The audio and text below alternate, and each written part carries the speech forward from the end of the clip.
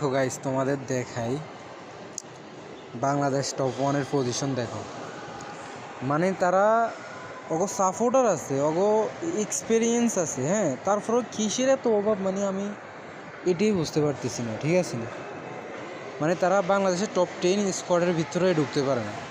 তারা স্পোর্টস না খেলেও, যে আমি তাদের একজন ফ্যান, তারপরে এই কথাটা বলতেছি। ওই যে মানুষের কমেন্ট বক্সে লেখে না যে টোকাই টপ ওয়ান, ফুসার টপ ওয়ান, আমি মনে করি এখন ওদের কথাই ঠিক।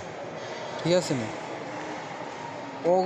ওরা আসলে পোলাপানের ইমোশন নিয়ে খেলছে। ঠিক আছে না, কত পোলাপান অগর সাপোর্ট করতে সবসময় হতাশ করে, পরের চেষ্টা করবে, পরের চেষ্টা, এটা বইলে সবসময় হতাশই করে। ঠিক আছে না, আমি যে বাংলাদেশ টপ ওয়ান রাত ভাই, এর চ্যানেলও আনসাবস্ক্রাইব করে দিছি, মাহফুজের চ্যানেলও আনসাবস্ক্রাইব করে দিছি, সবুজ চ্যানেলও আনসাবস্ক্রাইব করে দিছি।